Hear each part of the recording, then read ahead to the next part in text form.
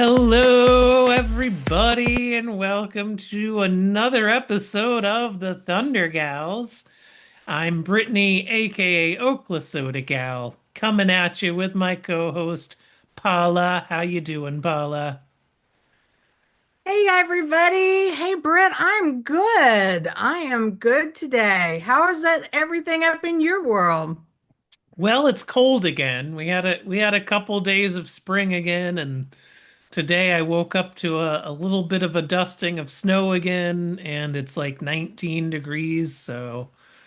It's kind of that weird like going back and forth between spring and winter time. I can't even imagine what allergies and head colds are like up there with it going back and forth. I would be insane. Luckily not bad yet because nothing like started sprouting yet because it's still Oh, there's you mean still like here where we have trees that are already in bloom because we hit 100 last week and now it's cold and rainy? yeah, I no, can't. not Yeah. there. No, and those stinky Bradford pear trees are already blooming. Oh, we don't have those up here, thank Bless goodness. you. You're so lucky. Around here, the builders decided, when they're building all the neighborhoods, well, you got to have a tree in the front yard.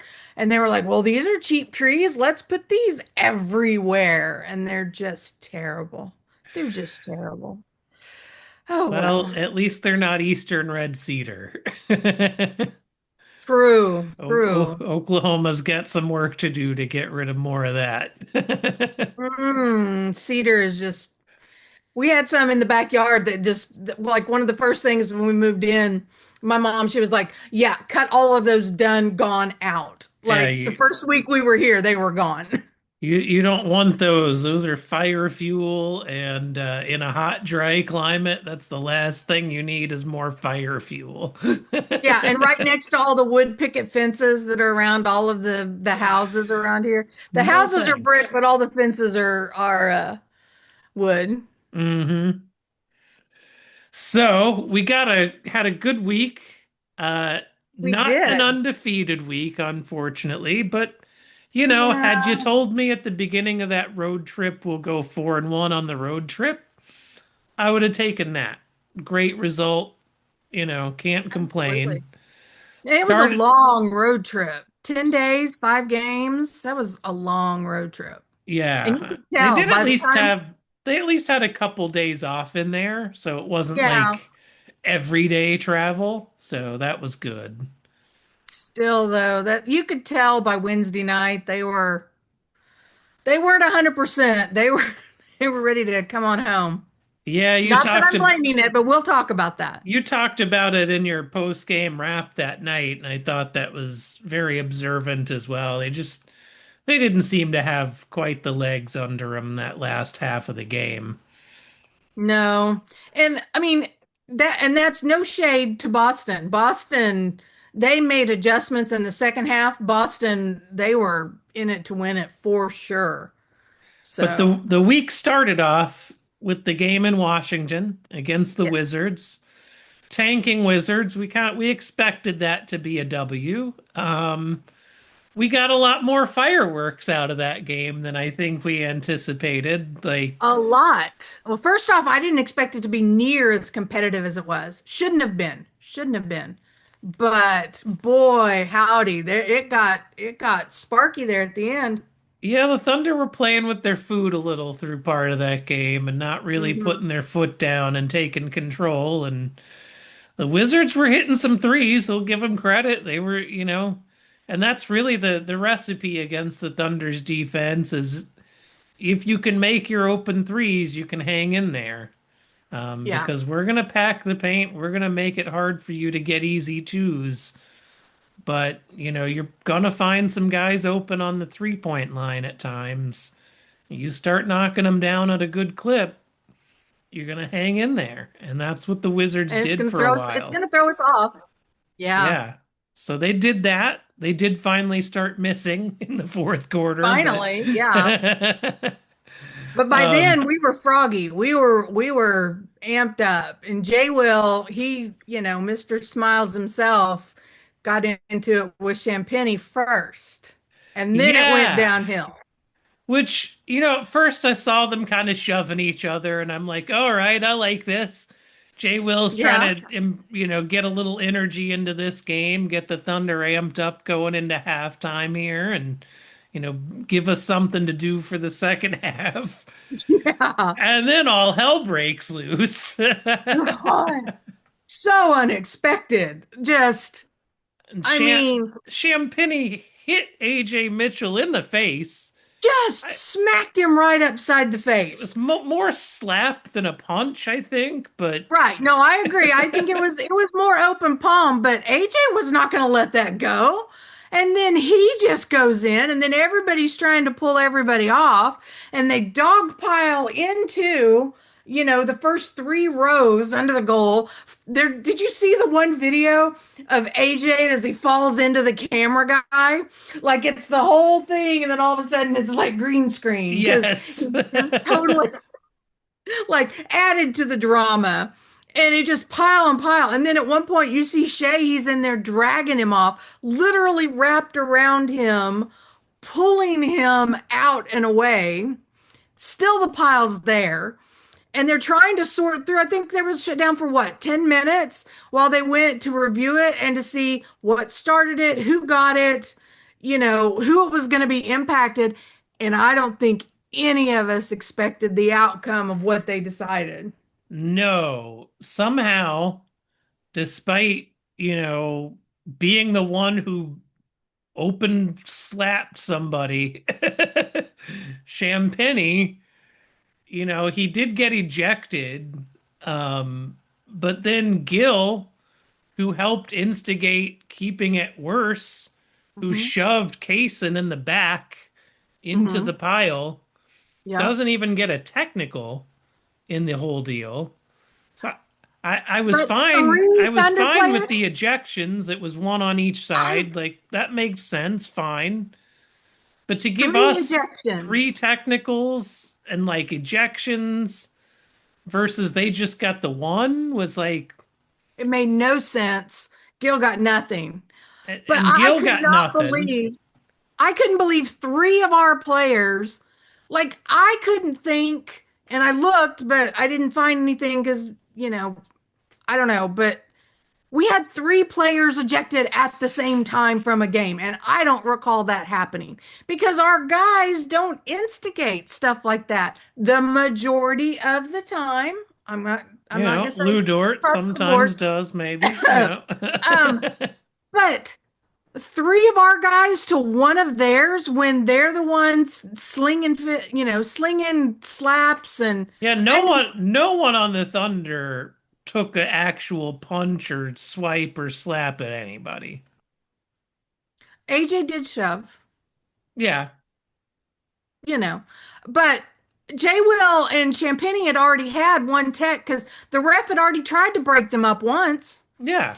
And that's why when the slap happened, well, then everybody's just in it again. And that's so because Jay Will and Champagny already had one flagrant, I mean, one tech apiece. The second one is what got them ejected. Sure. But then to have AJ and Queso get kicked out because they made what did they call it?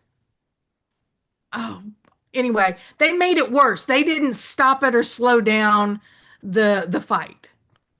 They they escalated, I think, is what There, that's the the what word. the I could not think of the terminology word. that was used. But then the I next day, when the NBA came out with their assessments of fines and descriptions, Gil got fined. Yeah, Gil got And away with no technical, but the league did fine him, so the league not noticed what the refs didn't, and like, no, Gil, you were part of this as well. You did escalate. Like, yeah, and that's all I want is like, don't say only our players escalated. Like, right. our There's a players were reason. reacting to one of our guys getting slapped in the face. Like, the escalation was the slap in the face. Right. And at least our guys kept in mind, don't get off the bench. None of the bench players ran onto the court. It was all of the players that were already out. Shea's already pulling him back and everybody. That's what went up into the pile. And luckily our guys stayed on the bench and didn't make it worse. So we Yeah. were down three guys for the second half of Yeah, the and Wizards game. if some fans don't know, it's an automatic suspension if a player leaves the bench to join a fight like that. So, um, And then AJ getting a suspension for reacting back. So, yeah, the AJ suspension robbed us of one more game that we could have had the entire rotation together. but when we played the 76ers, which was a good game, we didn't need him, thankfully, knock on wood, for us to be able. So if there was one game for AJ to be suspended, at least it was the Sixers. And at least it was a game where we got J-Dub back. So we Yes. had an extra ball handler in the rotation to start bringing back in anyway. So somebody's minutes were going to be affected by J-Dub coming back. AJ just not being there that night kind of helped the rotation, probably. Probably, Um, yeah. you know, And they've got some adjusting to do. I mean, Boston showed that there is definitely some adjustment that's going to need to be made as we go into the playoffs, as they get acclimated to playing together again. and that's why it was So, so important to get J-Dub back with about 10 games left here. So we have a couple weeks to work through some of the kinks and figure out the new rotation patterns and yep. get a better sense of who needs to play with whom. So, that Philly game though, Jared McCain Oh my gosh. coming back to Philly for his first time as a member of the Thunder post Yep. trade, and he started the game maybe before the game being a little bit too friendly with some of his old pals. He was so excited to see everybody before the game. I mean, he's always been there, and this was new. This was his first time back. So he's excited to see all of his old teammates, and he's going around and he's high-fiving and hugging and doing everything. And at one point, he comes back around, and I don't know if it was the owner or the general manager. I don't know who the couple was, but he's giving them, high fives and hugs. And about that time, Shay comes over and he's like, let's go, and gets him in a It's like a friendly neck headlock. hug. He's got him in a headlock. He's got one arm underneath his arm and around his neck, and Jay Will's over here, and they're just pulling him away. Like, okay, we got things to do. It's not time for this. They And it ain't was your just team anymore. come over here. We have things to focus on. And all I could think about, I just kept laughing about how Russ used to say he's got no friends on the court. He's got nothing. When he steps in, he's talking to nobody. It's just him and, him and the ball. And I was just like, you know, J Mac has never heard that rule. Well, he got the Shea headlock, and so now he knows better. And I He bet does. I bet the next time back he'll save most of that for the end of the game. Probably so. But he did get a very nice welcome applause when he did check in. So there's good good vibes with him being out there. And he immediately hit two threes. Yes. And Tyrese Maxey was out that game, but he was still on the bench. And I saw it get shared a lot, the clip of him watching McCain drain his second three and then like saying something over to some of the other guys on the bench, basically like, why the hell did we get rid of him? Like, why do we not have him anymore? This is terrible. Exactly.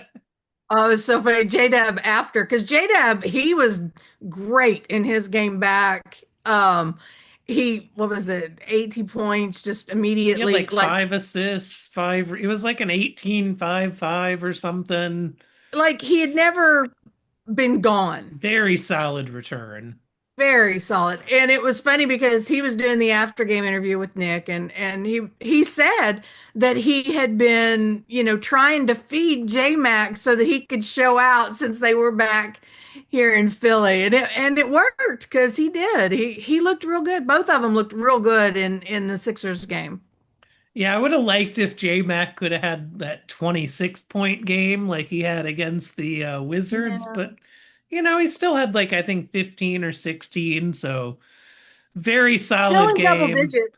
He continues to have double digit games. What is it, like 12 out of 19 that he's And he played did for his us little now? celebration at the Philly bench. Like, you could tell he was having some fun with it. He was feeling it, which, come on. I mean, good on him. It's good. But I he did has no not ill see will. It was, him talking to Daryl Morey at all. or maybe Daryl didn't want to talk to him since he sold high on him. Sold high. Yeah. Jared sold high McCain out there, proving him. Jared sold while I was high. And there has to be some logical It, reason in Maury's head, but I'm Daryl just going to Morey continue to thank might him. be the most overrated GM in the league. I mean, not everybody can have Sam Presti, and that's a warning. Not everybody can have Sam Presti. We're looking at you, Boston. Looking at you, expansion teams, expansion votes that Expansion happened this votes. week. Yes, they Sonic did. going back to Seattle. So I will be clear here. So Yes, what I understand is they have opened bids for expansion teams, specifically in Vegas and Seattle. yes. Now, if they do not get a bid high enough to what they expect the value to be, they can still not expand. So it still requires that they get a bid in the range of money that they expect the bid to be for the franchise, which I believe Shams was reporting it to be 7 to 10 billion is what they expect. Hmm. Which to put that in perspective, Clay Bennett and crew bought the Sonics in 2008 for like 360 million or something. And so now the value of a franchise is up. Oh, like the most recent sales have been over 6 billion. Mm. So owners have made a pretty penny on their investment. And I don't want to hear anything about the poor owners and how they need this or that because they just can't make it. No, they're doing just fine. Mhm. But then you'll have people say, well, then they should be contributing more. Well, they made a savvy move. They probably There's should gonna, be contributing more. I don't disagree, especially when we're talking about the Continental Coliseum that is being built here in Oklahoma City. That is correct. Now, I'm of two minds Mhm. on taxpayers paying bills for arenas. Um, I think if you're a certain size city, if you're one of like the top 10 biggest cities in North America, then you can get away with not having taxpayer money for your arena because that's a market those owners want to be in regardless because it's just too big to pass up.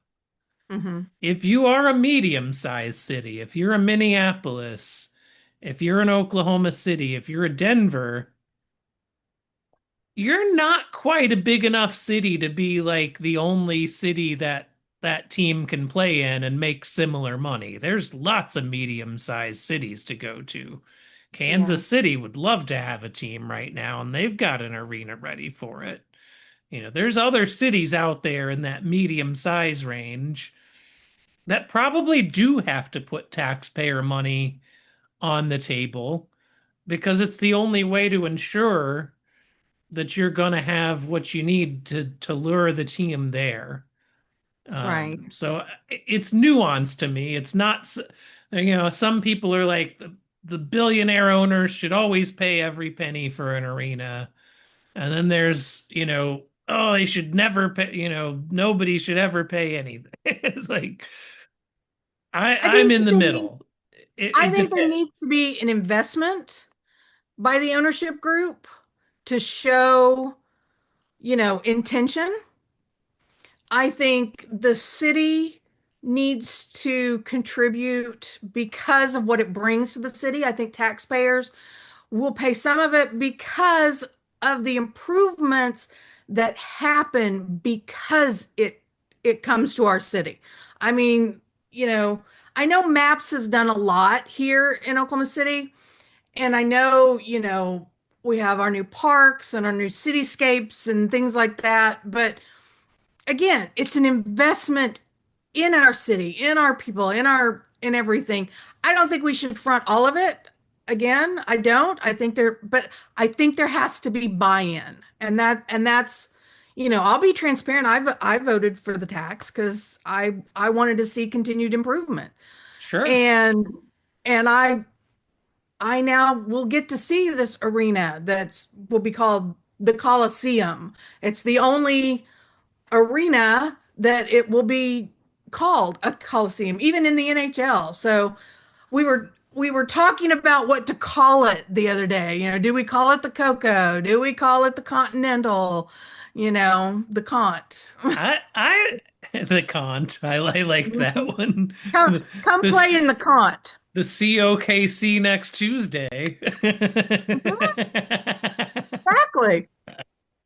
But I'm also 12 years old with my sense of humor. So, I Now, also take pictures at the Oklahoma City cock ring. I mean, the statue. yeah, I love the OKC cock ring. That's what she said. No, sorry. Sorry. Zing. But bum. But speaking of the arena though, it's not only for the Thunder. It will host concert events. It will be a crown jewel like meeting place of Oklahoma City. And it's sad that we had to lose the old Myriad. Yeah. Um A lot of the history there. the Myriad, anybody who grew up in Oklahoma City likely has memories from the Yeah. old Myriad, maybe many. If you're from my generation, you might have a lot. I graduated high school in the Myriad. I took the bar exam in the Myriad. I saw Tool in concert in the Myriad. I saw the Smashing Pumpkins in Garbage at the Myriad. I saw my first semi-pro basketball game at the Myriad. I saw semi-pro hockey at the Myriad. Like, went to other family members' graduations at the Myriad. It was truly like the city meeting space, right? Yeah, it was. It was. Uh, I remember I would go to state conferences there, yeah, from school. Like that was, the middle of Oklahoma, and it was where everybody went, and you were downtown, and it was, it wasn't necessarily a crown jewel because it wasn't necessarily a beautiful building, but it had character, and it was an interesting building, and it connected, the state. People came in and everybody went to the Myriad. And so for it to be demolished the past few months, it's been very interesting as somebody going to the games because you walk, at least the entrance that I go to, which is just off the park on the north side, on the northwest side, you walk right past the demolition area. yeah, And so you've seen the progression of the Myriad come down. And it's just very interesting because something that's always been there, at least in my frame of reference, isn't going to be there. Where even though growing up, I know that the what used to be the Ford Center, which is now the Paycom Center, like didn't exist. I remember when it was built. yeah. So it's been an interesting transition And between locations. and there's actually a really great documentary about the Myriad on the Thunder's YouTube channel, and I can't for the life of me get the name to come into my head. I've been trying to think for the last 5 minutes. It's a one-word title. It shouldn't be hard to find. They don't have a ton of videos on there that are in their lengthy video section, but there's actually some interviews with Clay Bennett in the old Myriad documentary, and he talks about going to see like Aerosmith in concert there when he was a teenager, and he kind of says without saying he might have been, smoking a little of the devil's lettuce or something at that concert, and Getting ready to go to the concert. having a good old time down there. For So, real. so I think, Clay deserves a lot of credit for making sure that this new arena is not just going to be only a Thunder thing. It truly will be like a crown jewel for the city, the kind of place that can host a lot of events, not just Thunder basketball. It's going to be an amazing concert venue. And it's going to look really neat, like with all the glass on the outside And to the where circular. And that was the big thing, they did the groundbreaking and they had the this week and they were talking to some of the firm that was doing it, and they were David saying Manika, I think, is the firm designing it. and they were saying, one of the things when they were talking about calling it the Coliseum, was the fact that they had looked back to the Roman Colosseum and the way that it was, this circular looking down type thing. And they were like, well, that makes sense. Let's call it the Colosseum, and then they were able to get a 15-year contract with Continental for naming rights. And so it just rolls off the two C's, Continental Coliseum just sounds good. And I can't so it is Harold Ham, unfortunately, that runs Continental Resources. I have some we're talking feelings about the there. company, not the owner. We're Um, talking about the but opportunities that it affords the it Thunder. it's a great deal. It's not a terrible name. It's It's not, not. it's it in fact, because Continental Resources didn't make them say Continental Resources Coliseum and just the Yeah. Continental Coliseum, it almost doesn't sound like it's necessarily corporate. Like it sounds like it could just be talking about the continent. Sure. In the middle of landlocked Oklahoma, in the That's middle right. of Hey, there is a seaport in Oklahoma, the port of Muskogee. You fair, you fair. you can take boat traffic from Muskogee to the Mississippi River down to the Gulf. I don't know why they don't put that on more billboards around here. Sounds like a tourism, dream. Let's focus on that. But going back to the Sonics coming back, Yes, I wanted to bring that up because there's a lot of questions going on about their history and what the Thunder will keep or not keep, or where Sonic's history is. so I've done some research on this. Now, the original settlement with Seattle, because there was actually a year or two left on the Key Arena lease when Clay Bennett said, no, we're moving now. And as part of the settlement, they did agree that if Seattle got another team within 5 years, we would hand them back all their history and everything. But even though it was only 5 years in the contract, I've seen nothing from this management or ownership group to tell me that they're not willing to give that all back. I don't Um, think so either. if you go look at OKC merch, it'll say established 2008 if they use Mhm. any kind of established date on stuff. Yeah. The gold collar thing for winning our championship only has a one on it, even though the Hmm. franchise has actually won two now. But we only put the one, and we didn't even wear the gold patch until we won the Oklahoma City championship. So Yeah. we treated it as if that championship was not ours. So every sign I've seen tells me, hey, when you guys get your team back, we'll be more than happy to give you back your Sonics history. I think really the only tie to Sonic's history we really have left is Michael Cage being the color commentator on the Yeah, crew I think that's because it. he played for the Sonics back in the day. Because there's no banners raised. There's nothing in the arena to even, if you didn't know about the Sonics, if you were like me and the NBA started in 2008, um, you wouldn't know that the Thunder had Sonics history Yeah. or any ties to them. Yeah, So, we've never done it. We're not like Memphis where we're doing some throwback jersey night where they wear Vancouver Grizzlies jerseys in Memphis or anything. no, Like, no, we've no. never done any of that. So, any I don't think we've Seattle ever even fans had a out green there, jersey.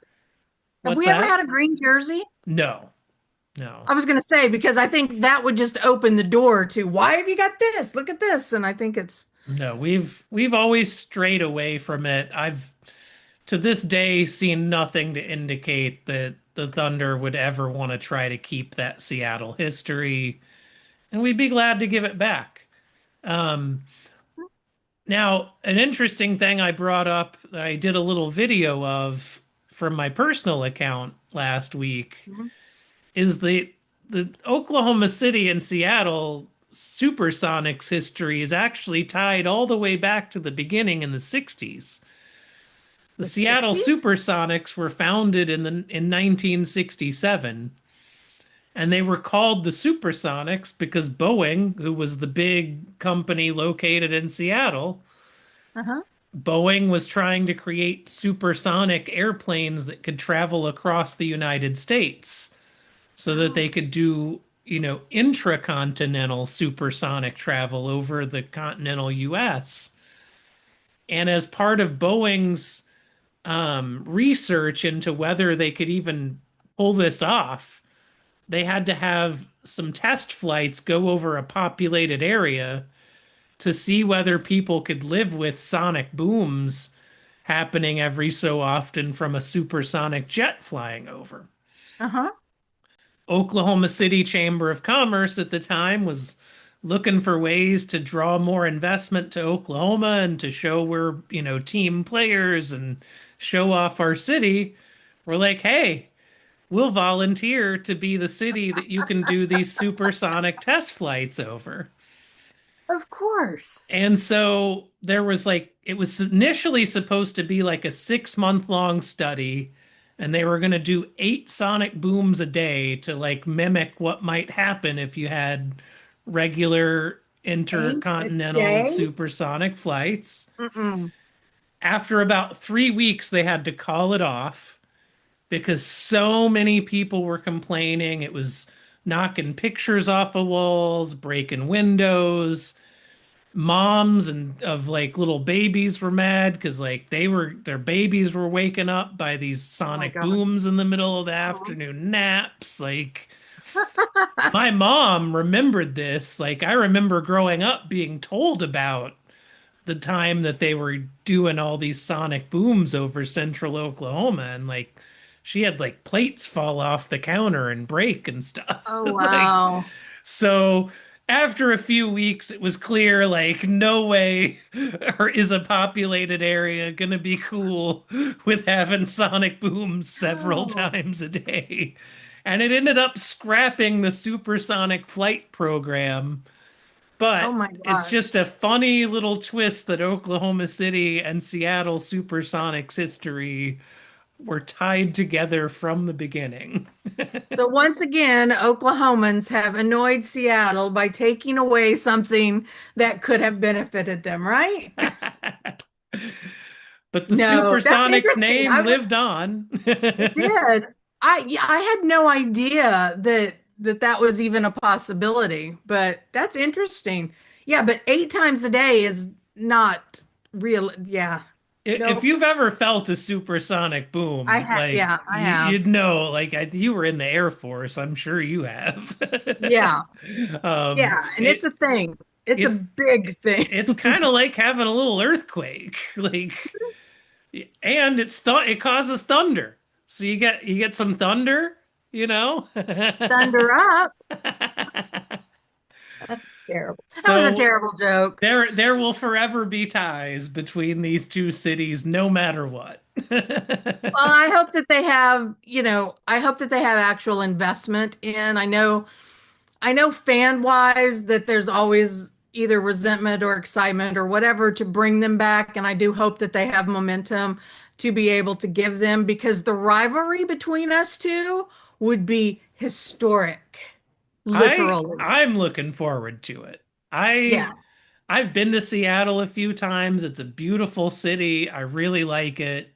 I always hated that we had to take their team away from them to have our team. It was never yeah, going to make me not love my own team, but I did always feel a little bad for the fans there because, it wasn't necessarily the fans' fault that the team left. There was a lot of right. other politics involved, and there was a big movement of Save Our Sonics fans, and people were doing their best to keep their team just like we would do if we were trying about to Absolutely. If lose a something team. came up and Mr. Bennett wanted a change, which I think with that vote, it was very veiled about nobody came right out and said, if we don't vote for this arena, Clay's going to take it somewhere else.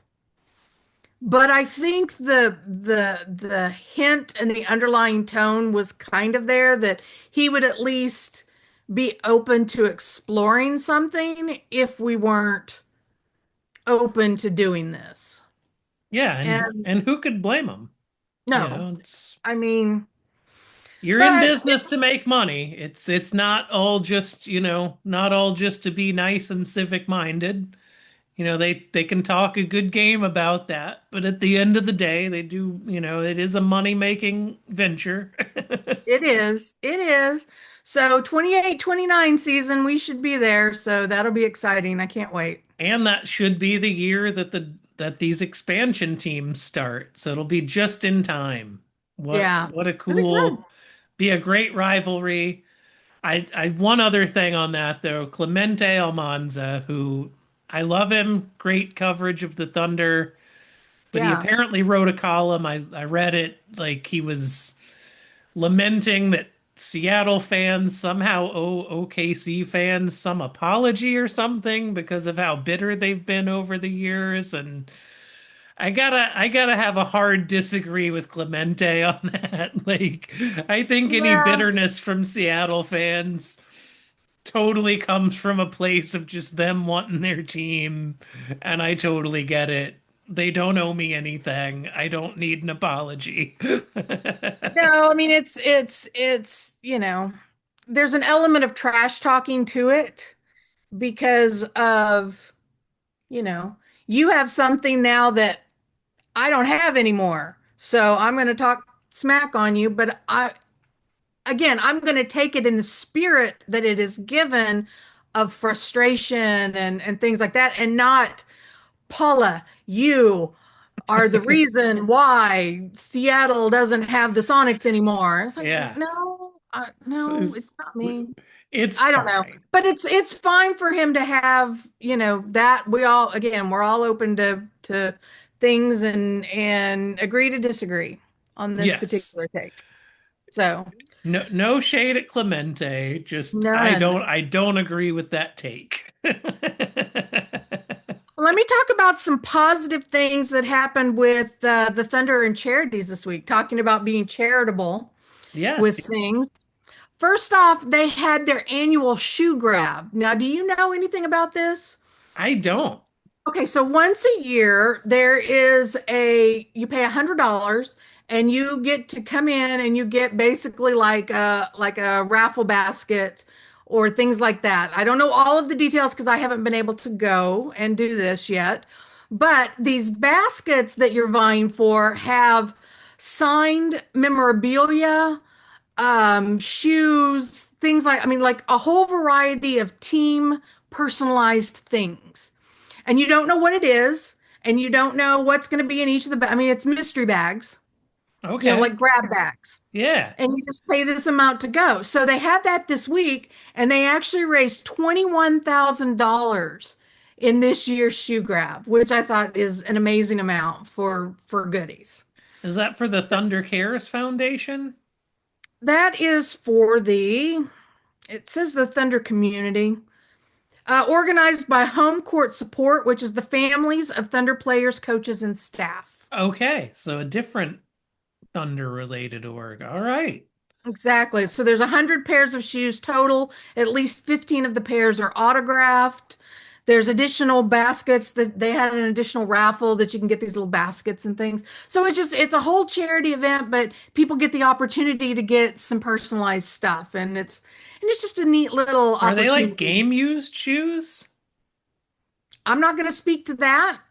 I mean, they might be. That'd be cool. Like getting like a signed pair of like Chet's shoes or something. I imagine they're like Oh, huge. I'd rather take Chet shoes that haven't been worn, but still signed. But I don't know. Be It's still going you. to go in. It's going to go in an acrylic case on a wall anyway. Nobody's going to smell it Just anyway. spray some air fresh. It'll be fine. Some Febreze. It's Chet shoe and aerosol. So Febreze it. yes. But all of the proceeds went to Cleats for Kids, which was a nonprofit that was started in 2011. So I thought that was Oh, really so it's cool. gonna help make sure kids who are playing sports can get the equipment they need if they're in underprivileged Exactly. So communities. it follows through on. And but there was one other thing that opened this week. It's called the Thunder Wonder.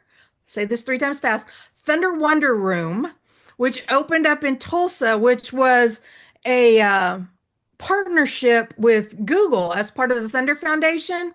And they created this creator space with 3D printers and there's academic program, basketball court renovations, and AI related training that all happened up in this Tulsa Dream Center that they've got up there. So they opened up this opportunity for technology to underrepresented kids to have an opportunity to learn 3D printing and AI and all of these things. This is technology, and they worked with Google to make this happen. And I just thought that was another really cool thing that they were doing for the communities. That is cool, and especially doing it up in Tulsa, because for those, if those of you who maybe watch or listen to us who don't live in Oklahoma or don't have a history of living in Oklahoma, Mhm. Oklahoma City and Tulsa have kind of a weird rivalry where like the two don't always mix well.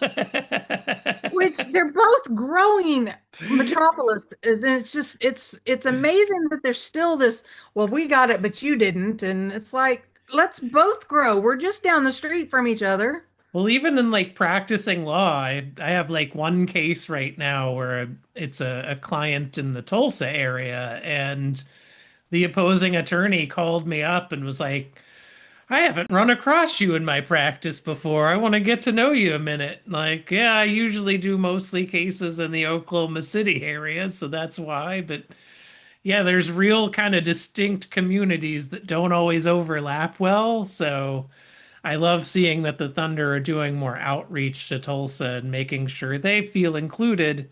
I Hmm. know some Tulsa folks feel a little bit raw that it's the Oklahoma City Thunder and not just the Oklahoma Thunder.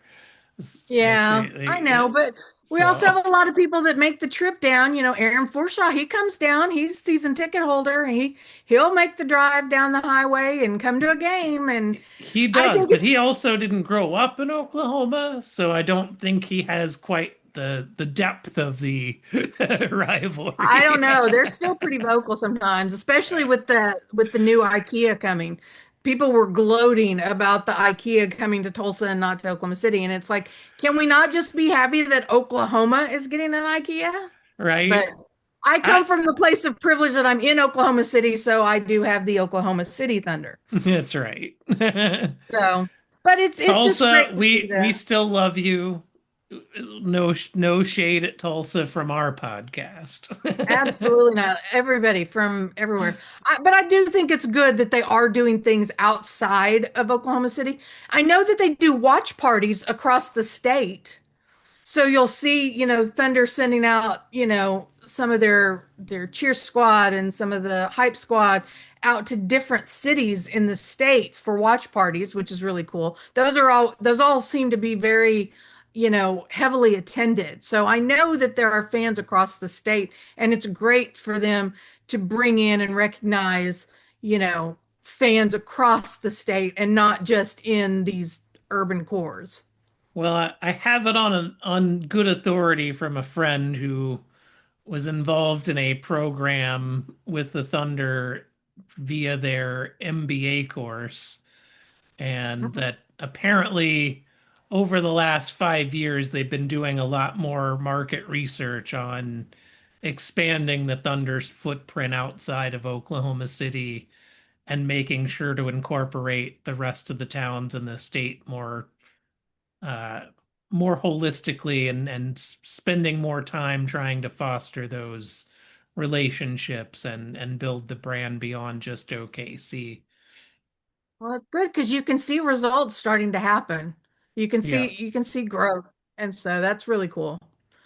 So, So, well, all right. I think we got another big week ahead. We got Chicago tonight. Josh Giddey coming back home to OKC. yes, Thunder Um, legend Josh Giddey.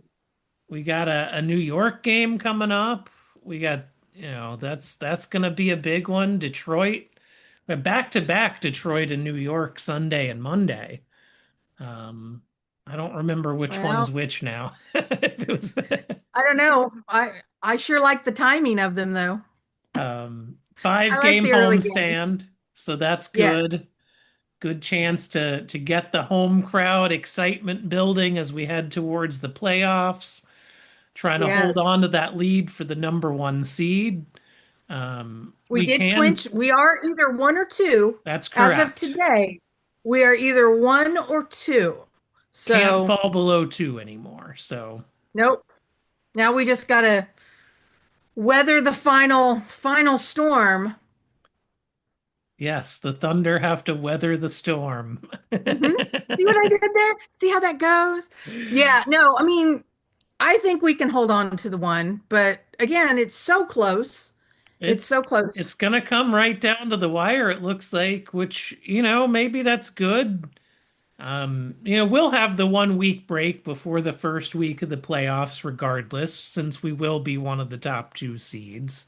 Yeah, And, we're not going to have to deal with doing any play-in games or anything like that. So, no, and regardless of whether you're one or two, you don't know who your opponent is until those play-in games are done anyway. So, exactly. So you're prepping for, who knows? so you have that couple weeks, between now and the end of the season that we need to just TCOB, take care of business. If we can go 7-2 or 8-1, then it's pretty much number one seed is ours. Yeah. If we don't, then San Antonio has a chance to catch us, and then we'll hear a lot more, even more chatter in the MVP battle. But I promised we wouldn't get too much into that on this episode. We don't want to make this week a 2-hour episode. Let's save something for next week. That's right. So, all right, y'all. Well, I think this has been a great episode again. Thank you all for being with us. Great week of basketball ahead. Keep following us on Threads and wherever else you follow us, maybe TikTok. We're personally on Threads a lot, so if you want to interact with either one of us individually, that's the best place to do it. Subscribe on YouTube, subscribe on your podcast Smash app, that button. smash that button, yes, and leave us all the 5-star reviews and all the good stuff. And we will be back with you again as this I can't believe it's almost wrapping up. It feels like we just started this. We did just the I other day. yeah, wow. So thank you all for enjoying this season with us, and we'll be back at you next week. Peace. Bye.